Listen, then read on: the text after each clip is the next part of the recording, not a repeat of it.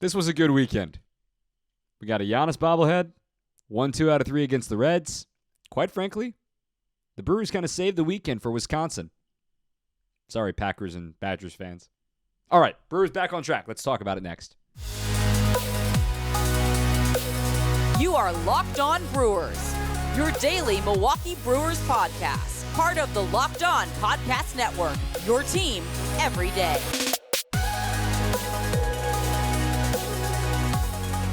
Good morning, new week. Happy Monday, everybody. Brewers, again, they got 2 out of 3.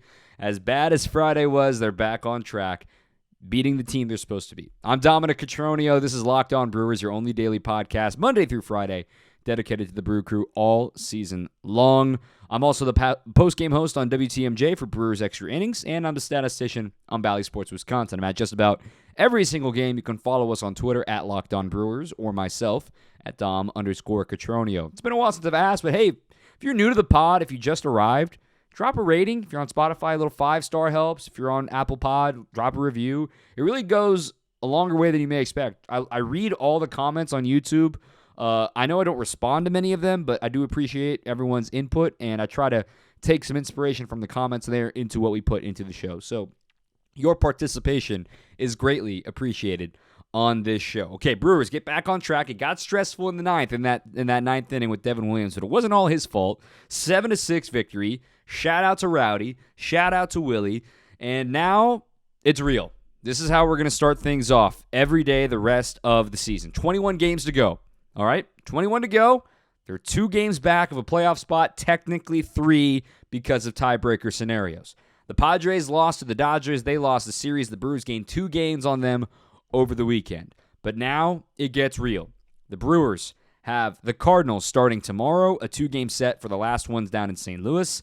Home for the Yankees for the weekend, then home for the Mets next midweek before they go to Cincinnati for 4 games. So that means the next 8 consecutive games are going to be against teams not only above 500, but currently leading their division. It is going to be a massive test moving forward for the Brew Crew. What do you think is the target score? What do you think is the target record, per se? Look, the Brewers are 75-66 now. 21 to go. This September 11th, yesterday, was the day that the Cardinals started their 17-game winning streak last season. The Brewers have won back-to-back games. I'm not saying they're about to start a 17-game winning streak, but this is when it has to begin. You have got to go hit the gas right now with 21 games to go. They only lost 4 games to the Cardinals over their last, I think it was 28 contests, something insane like that. So the Brewers are going to need a miracle run in them. If you want to get to that magical 90-win number, you need to go 15-6, which would mean for you to get into the postseason, the Padres, who, again, they lost yesterday. The Brewers actually have 1 game in hand with the Padres. They played one fewer game than San Diego. So San Diego only has 20 games remaining. If the Brewers were to make the playoffs at 90 wins, going 15-6, that means San Diego, for their final 20 games, would go 12-8, which, in my opinion, isn't, undoable. It's not impossible, right? You can still win with 90 wins while the other team is above 500. That is a realistic option for the Brewers to have. The catch is they have to be the team that takes control, going 15-6 down the stretch. And when you look at these 8 games coming up against top teams, 10 total remaining of the 21 will come against teams leading their division. 4 against the Cardinals, 3 against the Yankees, 3 against the Mets. That's where the Brewers have to find a way to survive. Coming into this series against the Cardinals tomorrow, the Brewers are a 500 team against teams above 500. They're 27-27, which most teams, I think, would take. But the Brewers, given how high they were and where they were, they would like to be above 500, but it is encouraging to see that they have hung in there. And just the eye test, they have played well against good teams this season. You look at their record against the AL East this year, winning a series against the Orioles, sweeping the Rays 4-0, sweeping or winning 2 out of 3 against Boston, and winning a series against Toronto. So, already 4 series victories against the East. Now they await the Yankees, who, here's a mind-blowing stat for you. Since July 1st, the Brewers have a better record than the New York Yankees. And you're saying, Dom, they play in a harder division. they have the likely MVP. They have Aaron Judge, who's could be a Triple Crown winner in the American League. He could hit 61 homers. They still have a worse record than the Brewers since July 1st. The Yankees are 29-35. The Brewers are 34-35. That's something. The Yankees have been battling injuries all year long, just like the Brewers have been. And their bullpen is just now starting to come back together, but their offense has been atrocious. It has been Judge and nobody else. Stanton's missed most of the year. He's back now. I don't pay attention to position player home runs, whereas he hit a home run off a position player. Yeah, cool. He hit a rocket off Christian Bethancourt. Big whoop. Talk to me when he's actually hitting home runs again, and then the short porch out there in right field and everything like that. They have one of the worst offenses on the road in all of baseball. You get away from their short porch, they're human. The Brewers have a chance in that series coming up this weekend, but that's down the road. The Cardinals are waiting. Two things coming up with the Cardinals starting tomorrow. Jordan Montgomery getting the ball, lefty, shoved against the Brewers last time. He's been on a roll since going to St. Louis. Brewers are going to have to fight through that southpaw slump that they've been fighting all season long. They've got to find a way against him. And tomorrow, we found out, will be a bullpen day for the Brewers. They do not have a set starter. Craig Counsell said they'll reveal it probably the day of. They're not sure because they needed to give... You're not going to pitch Jason Alexander on short rest against the Cardinals. You're not going to call up Ethan Small in the middle of a postseason race. They decided to move Corbin Burnes back, and looking ahead at the schedule, they moved Corbin Burnes back for one day, and by my counts, I'm just double-checking it live right now here as I tape this. I did this during the post-game show on WTMJ yesterday, but by my count, if Corbin Burnes goes every fifth day because they moved him to Wednesday with these off days, he will start all the way to the last series of the year. He'll make 4 more starts. So Wednesday against the Cardinals, 1. Then 1, 2, 3, 4, 5. Monday against the Mets, 2. 1, 2, 3, 4, 5. Saturday against the Reds, that's 3. 1, 2, 3, 4, 5. Then next Thursday against the Marlins, that's 4. And then 1, 2, 3, 4, 5. He would start the second to last game of the season on October 4th against the Diamondbacks. So 5 starts potentially out of Corbin Burnes if he goes every fifth day. That's ginormous. Then you also go ahead and date out Brandon Woodruff, who was tremendous yesterday. We're going to recap that game here in the next segment. So if you can't plan out 5 days for Brandon Woodruff, 1, 2, 3, 4, 5. His next start likely would be Saturday against the Yankees. I imagine they were going to put Hauser on the 16th because of the off days. So you can put Woodruff on the 17th. Then 1, 2, 3, 4, 5. Thursday against the Reds. 1, 2, 3, 4, 5. Tuesday against the Cardinals at home. So that's 3, 1, 2, 3, 4, 5. Sunday against the Marlins in the final series of the year, but then he wouldn't pitch again in the penultimate series of the year, I should say. Then he wouldn't pitch again against the Diamondbacks. So then they can decide, well, what if they put him on Friday against the Yankees on the 5th day as it's supposed to be, and then put Hauser on the 17th? Then you have the opportunity maybe to start Brandon Woodruff on short rest for the last day of the regular season on October 5th and get 5 starts out of him as well. That's what the Brewers are trying to fit together in their puzzle pieces right now. Aaron Ashby threw a long toss yesterday. He's on the way back. They expect Eric Lauer to miss the minimum. They hope with his elbow issue that popped up, nothing came back of alarm in the MRI. They want to give him rest and strengthening time to come back. They're sliding potentially either the 20th or the 21st against the Mets, depending on how they want to play things there. But today is the first of the final 3 off days coming for the Brewers, and they all come in the next 14 days. And there's 21 games to go. So 21 games in 24 days. They get to finally have a breather. And in case you're wondering, the 31 games in 31 days, the Brewers went 15-16. Playing some poor opponents. They didn't play their best baseball. And over this 18-17 stretch, they went 10-8. They held their own. They didn't play great, but they held their own. Now they get to enjoy some off days. All right, let's get some positive vibe going. Talk about yesterday's contest. Before we get there, I want to tell you about one of our biggest sponsors, LinkedIn. As you're gearing up for fall, maybe you're owning a small business and you need the right people on your team to help you fire on all cylinders. LinkedIn Jobs is here to make it easier to find the people you want to talk to faster and for free. You can create a free job post in minutes on LinkedIn Jobs. You can reach your network and beyond the largest professional network in the world. Over 810 million people use LinkedIn. In fact, there are over 40 million job seekers every single week that visit LinkedIn. It's why small businesses rate LinkedIn Jobs #1 in delivering quality hires versus leading competitors. Simple tools like screening questions. It's so much easier to focus on the right candidates with the right skills and experience so you can find who you want to interview faster. Post your job for free at linkedin.com/LockedOnMLB. Again, linkedin.com/LockedOnMLB to post your job for free. Terms and conditions do apply. 7-6. It got tense.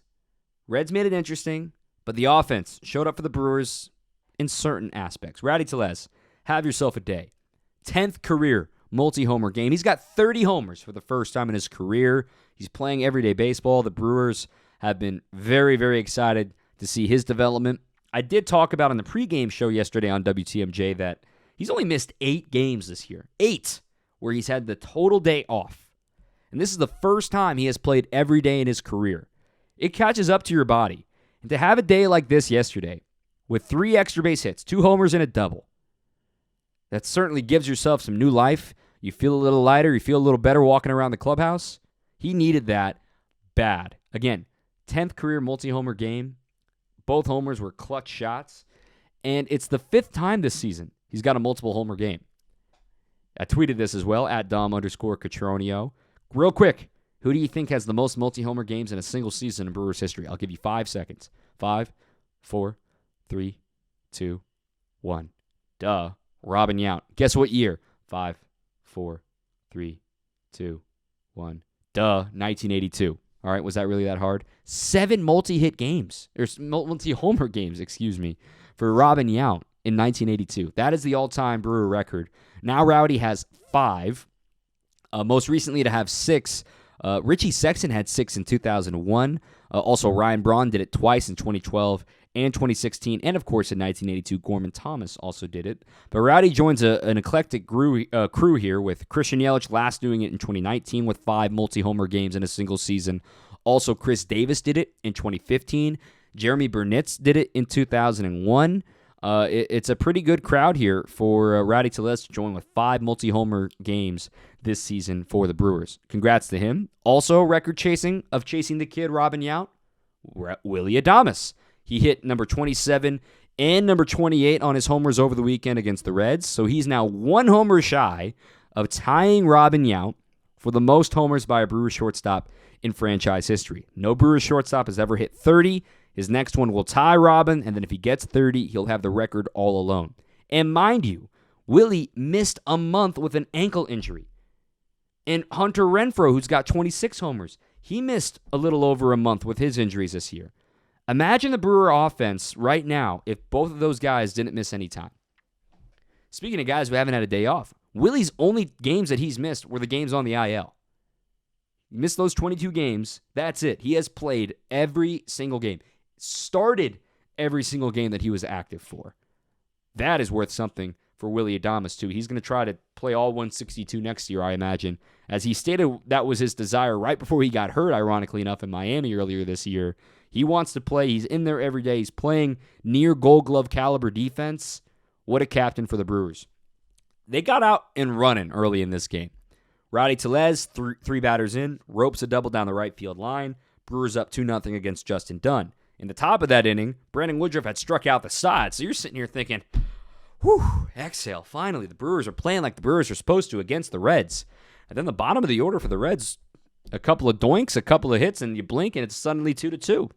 I don't think Woodruff really made any bad pitches. It was just they were on time for the fastball, and that was really the only time they got on time for the fastball. Roman hit a curveball, and I think Brandon Woodruff realized, I need to dominate with my fastball today, and that's what he did. The rest of that game, he was a man possessed. He was terrific in this game. Again, at home. He's got a sub-2.3 ERA at home this season. Awesome stuff from Brandon Woodruff once again. Another quality start. His 15th career double-digit strikeout game. He got 11 strikeouts in this contest. Did exactly what he needed to do to put the team on his back and move forward. Then the Brewers added right back in the bottom of the second, a great 4-run rally, all with 2 outs despite leading off the inning with a walk from on-base Jace. I know on-base Jace doesn't get the sexy headlines, but leadoff walks and then the Brewers able to cash in because the top of the order came up, huge. That's why he's in this lineup. That's why he's such a huge piece. And that's why, in my opinion, it was a big factor while he was on the injured list, while the Brewers were sliding. You didn't have that reliable on-base threat in the bottom half of the order. He's not going to bat above 7th in the order most days. It'd be a real headline if he's batting above 7th. So to have that guy that can draw a walk and get a base hit, can use a little bit of speed too, it lengthens the lineup. We talk about that all the time. And he was helping get it over to the top of the order. Yelich in opposite field single to bring in Jace, set the stage for Willy to the homer, and then Rowdy going back-to-back with his first homer of the day. Everything was going great. Everything was turning up roses. 6-2. Rowdy added another homer in the 4th inning. Woodruff is rolling. He goes through 6 innings, and then he's pulled from the game. And I saw Brewers Twitter freaking out. Here we go again. It's going to be just like Tuesday night in Colorado. Oh my goodness, what we're doing. What? Oh my God. Why would Counsell pull him out? Why is Peter Strzelecki coming in? Oh my gosh, what the heck's going wrong? And he allowed a 2-run homer. And the panic continued to set in. Oh my God, they're going to do this again. Look, I'm going to say this till I'm blue in the face. You're going to need Brandon Woodruff for these final 5 starts, and hopefully in October. Do you want to waste the bullets now or later? I'd rather use the bullets later. And Brandon Woodruff, as I said after Tuesday's loss, did his job. 95 pitches, 6 innings, 11 strikeouts. Could he have gone more? Maybe. You're absolutely right. Maybe. Did he need to? No. Should he have had to? No. It was 7-2.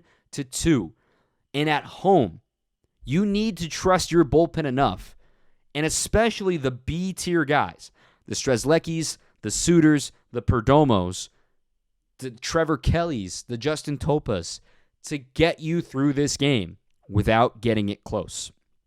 It didn't happen again. It gave the Brewers an opportunity to rest Matt Bush, though. Taylor Rogers, another scoreless inning with a pair of strikeouts in the 8th. Hat tip to him. And then things got dicey on Devin Williams in the 9th. But I don't blame Devin Williams for what happened completely. I think Devin only made one mistake in this game. Spencer Steer leading off the frame, a guy that has never seen Devin, and Devin throws his 3rd best pitch, his cutter, and he hung it to Steer for a leadoff double. Devin, I think you're a great pitcher. I think you're a great dude. Just throw a million changeups and that kid will have no idea how to react. There was no need to get cute with the cutter. Notice he didn't throw the cutter the rest of the game. And if I'm Chris Hook, I'm obviously not Chris Hook, I don't know how you approach it with Devin, because we've talked about Devin needing to develop a 3rd pitch, and it hasn't happened as quickly as maybe the Brewers hoped. His slider has never really been there coming up, trying to morph it into a cutter this year. I don't know how you broach the subject of, hey, dude, look, I know we tried developing this 3rd pitch this year, but at some point, every inning you pitch is so high leverage, we can't afford a mistake on your 3rd best pitch. Go ahead and shelve it. Fastball has been great this season, the fastball command especially. Let's stick with the fastball changeup, shelve the cutter for the offseason, and see what we get. That's my thought, because a check swing, half swing grounder, nothing you can do about that. Jace's error was poorly timed to bring home a run, but then Devin locked it down. A strikeout on Kyle Farmer, a little blooper to left center field, that's doing his job, and then a strikeout of India. That is what closers do. Devin Williams fought through adversity. He made one mistake, the double to Steer, and then locked in from there. I thought Devin pitched a great game. If you want to say, oh, but Dom, he allowed 2 runs. I don't think that was all on him. I thought Devin pitched well, aside from the one cutter selection. And the Brewers need to figure this out for the middle relief. They're missing Trevor Gott right now. He was supposed to start his rehab assignment yesterday as Appleton's season finished up yesterday, but they had a rainout. So he's going to go to Nashville now. He'll pitch on Tuesday and Thursday next. They are certainly missing Trevor Gott. You wonder if Aaron Ashby is going to move into a swingman role coming up here for the rest of the season when he returns from the injured list. The Brewers have some options returning for the bullpen moving forward. And again, Tuesday will be a bullpen day tomorrow against St. Louis, and then they'll pick up the pieces and figure out what they want to do moving forward with Ashby and Lauer and Peralta for these final 3 weeks. I have to remind folks, too, if you're mad about Woodruff being pulled after 6 innings and 95 pitches, a guy that's barely gone over 100 pitches since coming off the IL, the Brewers are down 3 starters right now. You cannot afford losing another. It's over if you lose another, especially Brandon Woodruff. I'm fine with pulling him after 6 innings. That's going to change, I think, in the final week and a half or so, where if he's your best option and you need to give the bullpen a quick breather, I can imagine Woodruff being pushed for that 7th inning and then bringing in a Hobie and then bringing in a Gott and then bringing in a Rogers to finish up the final 6 or 7 outs. Let's play it, see how it works out. It should work in the Brewers' favor that they're getting healthier. They aren't losing guys. I think Freddie Peralta's done for the year, but they should be gaining arms down the stretch, which is always good news. We're going to look around the league, get you ready for the Cardinals after a quick breather. Okay, again, a 2-game deficit now in the wild card, essentially 3 because of the tiebreaker. The Phillies won yesterday, but the Padres lost. So the Phillies are currently in the 2nd wild card. They're a game and a half up on San Diego, who are 2 games up on Milwaukee. Schedules get a little funky this week. Again, the 2 games coming up right now for the Brewers and the Cardinals, 8 consecutive games against division leaders. San Diego just finished up a really tough series with the Dodgers. Now they get ready for the Seattle Mariners, who just won on a thriller yesterday against the Braves. A game-tying homer by Julio Rodriguez off Kenley Jansen in the 9th, followed up a couple batters later by Eugenio Suarez hitting a home run off Jansen to walk it off. Go watch the last 2 innings of that game, by the way. It was insane. Mariners feeling playoff fever right now, so that's going to be a hard place to play for San Diego. Then they go down to Arizona for 4 games with them. They'll see Zach Gallen. They'll see Merrill Kelly. By the way, Zach Gallen's scoreless streak is over at 44 1/3 innings. Congratulations to him. Then, when the Padres return home, they'll have the Cardinals for 3. So they're not out of the woods yet as far as facing solid teams. These next 3 series, they're facing good teams just like the Brewers are. Yes, the Diamondbacks are under 500, but the Brewers fans certainly know they're a better team than their record indicates. And then later on in the year, later on in September, Tuesday through Thursday is their last series, the 27th through the 29th against the Dodgers. That'll be in San Diego. That'll be the last opponent they have above 500. That's assuming the White Sox fall back below 500 since they just beat up on the A's all weekend long. But they still have a series remaining with the White Sox as well in San Diego. So their gauntlet, if you will, is kind of a little more spread out. They have a series here and there against above 500 teams. So 2 against the Mariners, 3 against the Cardinals, 3 against the Dodgers, and then if you want to throw the White Sox in there, 3 more. So that's 11 games against teams above 500. The Brewers have 10, so virtually the same there. As for the Phillies, they get ready for a tough stretch before it eases up for them down the end of the year. The Phillies get ready for a series with the Marlins, in which they'll face Sandy Alcantara again, then 3 with the Braves, then 2 with the Blue Jays, then 4 with the Braves. This is where their season is going to get tough because they get to coast with the Cubs, the Nationals, and the Astros. The only catch there is all 10 of those games to end the year are on the road. So every team's got a little something funky going on here down the stretch. The Brewers have to survive these next 8 games to decide what kind of a team they're going to be heading into the postseason. When you look around the league right now, when you look at divisional races, the NL East is getting crazy. So the Braves are going to have plenty to play for, just like the Mets will against the Brewers. So that's going to be very, very difficult. The good news is the Brewers are likely going to miss Max Scherzer. He's on the IL with an oblique strain. Maybe you flip a coin and hopefully you miss Jacob deGrom over those 3 days. Otherwise, there's only 1 lefty in the Mets rotation. As for the Yankees, only 1 lefty in their rotation. That's Nestor Cortez. Everything else is flamethrower and righties. Garrett Cole, Frankie Montas. The Brewers have seen plenty of Jameson Taillon during his time with the Pirates, and you'll also see Domingo Germán. So pretty similar profile righties. Their bullpen is getting healthier, but they're still not quite yet at full strength. Elsewhere, again, the Brewers are currently finding themselves 8 games back of the Cardinals. Albert passed A-Rod yesterday, 697 career home runs.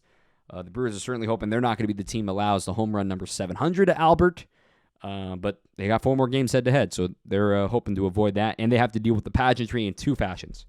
They have to deal with the pageantry of Albert Pujols officially becoming the 4th most home runs all time this week, coming up tomorrow in St. Louis, And on Wednesday, when Adam Wainwright gets a start, assuming with Yadier Molina behind the plate, they will officially become the all-time longest tenured battery in baseball history. It'll be the 325th time in the regular season Yadier Molina and Adam Wainwright serve as a pitcher-catcher tandem in a start.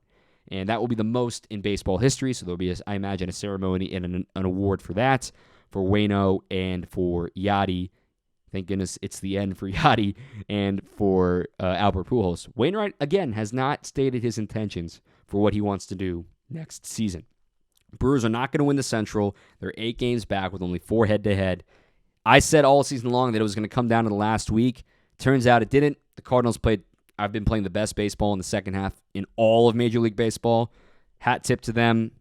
It's voodoo magic. We've talked about it. You know it. I know it. It is what it is. Right now, the Mets are a game and a half up on the Braves, and then the Dodgers have already clinched a playoff spot. In my book, they've clinched the NL West. They're 20 games up on the Padres, so that's just about over with. The Dodgers have 96 wins. 96. Juggernaut. Insanity. Their run differential is plus 310. Again, plus 310. The Cardinals' run differential, good team, plus 128. The Dodgers' run differential is more than double the Cardinals, who have the 3rd best record. The Braves' run differential is 159, so a little less than double. It's insane. Absolutely insane what the Dodgers are doing right now. Over in the American League, the wild card is where the only drama will be as far as seedings, and the AL Central. Tampa Bay is currently a half game up on Seattle. Or rather, they're tied, I should say now, virtually in record.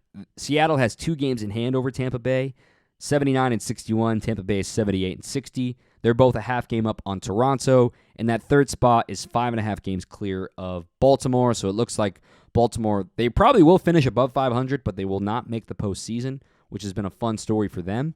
And in the American League Central, things are heating up between Cleveland, Chicago, and Minnesota. Cleveland is still holding on to a 2.5 game lead over the White Sox.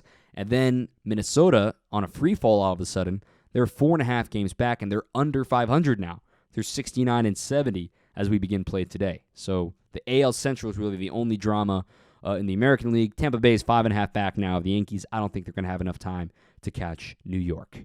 Okay, big, heavy-hitting episode. We had a lot get into it. Real quick, though, I know I said it's a daily podcast. Look, we just finished off 18 games in 17 days. I'm taking the day off today, guys. No pod coming tomorrow. We'll have full reaction all week long, though, for the Cardinals coming up these next 2 days. We'll have a mailbag episode leading into Fridays against the Yankees. So Thursdays off, they will spend the day doing a mailbag, and then we'll have the Yankees come to town this weekend. So, again, no episode coming tomorrow. Let's enjoy the off day together. You can sulk in the Packers' loss if you wish, and the Badgers' loss if you wish. I won't, but it's still baseball season. Stay with us now. Come on, don't abandon ship yet. It's still baseball season. Hang in there. It could get crazy. You're going to want to stick around for this. 21 to go. Buckle up. Game tomorrow, 6:40. Brewers at Cardinals. Can't wait to see you on Bally Sports Wisconsin. No show tomorrow. Catch me on the post game. WTMJ, Brewers extra innings after the game. Mañana. That's it. Fun episode. It's fun to talk about wins. It's fun to talk about good weekends. Awesome stuff. Brewers win 7-6. Buckle up. It's going to be crazy. I'm Dominic Cotroneo. Until next time, keep on swinging.